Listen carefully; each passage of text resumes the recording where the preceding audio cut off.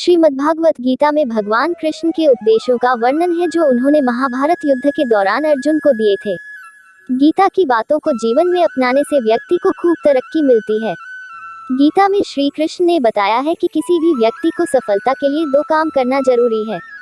गीता में श्री कृष्ण कहते हैं, हे अर्जुन, व्यक्ति जो चाहे वो बन सकता है यदि वह विश्वास के साथ अपनी इच्छित वस्तु पर लगातार चिंतन करे। व्यक्ति को स्वयं पर विश्वास होना चाहिए कि उसका प्रयास सही दिशा में है, तभी उसकी सफलता निश्चित है। श्रीमद्भगवद गीता के अनुसार प्रेरणा का सबसे बड़ा स्रोत आपके अपने विचार हैं, इसलिए बड़ा सोचें और खुद को जीतने के लिए प्रेरित करें। श्री कृष्ण कहते हैं, क्रोध के समय थोड़ा रुक जाएं और गलती के समय थोड़ा झुक जाएं तो दुनिया की सारी समस्याएं हल हो जाएंगी। गीता में कहा गया है कि जिन्होंने आपको कष्ट दिया कष्ट तो उन्हें भी मिलेगा, और यदि आप भाग्यशाली रहे तो ईश्वर आपको यह देखने का अवसर भी देगा। गीता में लिखा है, जब इंसान की जरूरत बदल जाती है तब इंसान के बात करने का तरीका भी बदल जाता है। श्री कृष्ण के अनुसार परिवर्तन ही संसार का नियम है। जिसे तुम मृत्यु समझते हो वही तो जीवन है। मेरा तेरा, छोटा बड़ा, अपना पराया मन से मिटा दो, विचार से हटा दो, फिर सब तुम्हारा है और तुम सबके हो। भगवान कृष्ण कहते हैं कि व्यक्ति को समुद्र की तरह धैर्यवान होना चाहिए। समुद्र की तरह सबकी सुनने पर भी पर शांति से रहना चाहिए। भगवान कृष्ण कहते हैं कि आत्मा अमर है, सिर्फ व्यक्ति का शरीर मरता है। इस श्लोक में भगवान कृष्ण कहते हैं कि व्यक्ति को जीवन के हर हाल में खुद को सही रखना चाहिए। आनंद मनुष्य के भीतर ही निवास करता है, परंतु मनुष्य उसे स्त्री में, घर में और बाहरी सुखों में खोज रहा है। श्री कृष्ण कहते हैं कि भगवान उपासना केवल शरीर से ही नहीं बल्कि मन से करनी चाहिए। भगवान का वंदन उन्हें प्रेम बंधन में बांधता है। मनुष्य की वासना ही उसके पुनर्जन्म का कारण होती है। इंद्रियों के अधीन होने से मनुष्य के जीवन में विकार और परेशानियां आती है। संयम यानी धैर्य, सदाचार, स्नेह और सेवा जैसे गुण सत्संग के बिना नहीं आते हैं। श्री कृष्ण कहते हैं कि मनुष्य को वस्त्र बदलने की आवश्यकता नहीं है, आवश्यकता हृदय परिवर्तन की है।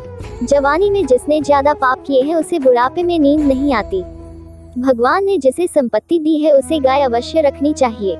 जुआ, मदिरापान, पर स्त्री गमन, अनैतिक संबंध, हिंसा, असत्य, मद, आसक्ति और निर्दयता, इन सब में कलियुग का वास है। अधिकारी शिष्य को सद्गुरु अवश्य मिलता है। श्री कृष्ण कहते हैं कि मनुष्य को अपने मन को बार बार समझाना चाहिए कि ईश्वर के सिवाय उसका कोई नहीं है। साथ ही यह विचार करना चाहिए कि उसका कोई नहीं है, साथ ही वह किसी का नहीं है।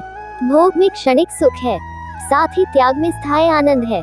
श्री कृष्ण कहते हैं कि सत्संग ईश्वर की कृपा से मिलता है, परंतु कुसंगति में पड़ना मनुष्य के अपने ही हाथों में है।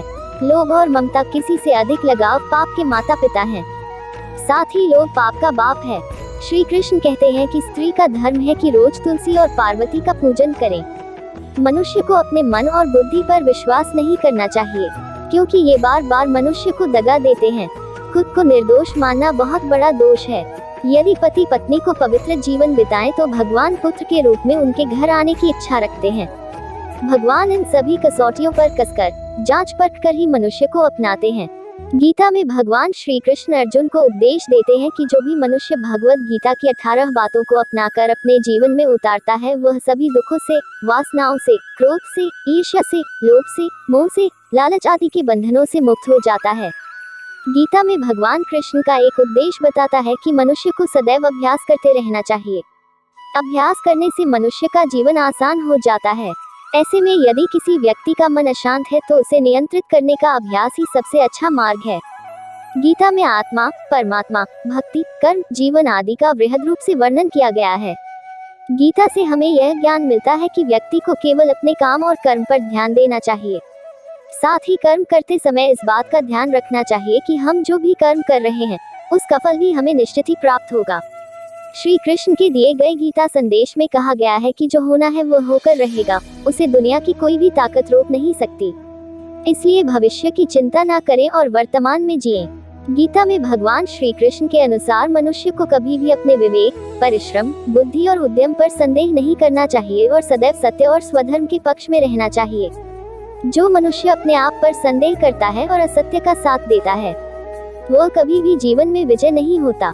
कलयुग में केवल धन ही मनुष्य के अच्छे जन्म, उचित व्यवहार और अच्छे गुणों का प्रतीक माना जाएगा, और कानून और न्याय केवल अपनी शक्ति के आधार पर ही लागू किए जाएंगे। गीता में श्री कृष्ण ने बताया है कि मनुष्य का भाग्य किन चीजों से तय होता है। गीता में कहा गया है कि परमात्मा कभी किसी का भाग्य नहीं लिखते हैं। जीवन के हर एक कदम पर हमारी सोच, हमारा व्यवहार और हमारा कर्म ही हमारा भाग्य निर्धारित करते हैं। मन को 11वीं इंद्रिय माना जाता है, जो ज्ञानेंद्रियों और कर्मेंद्रियों के बीच नियामक का काम करता है।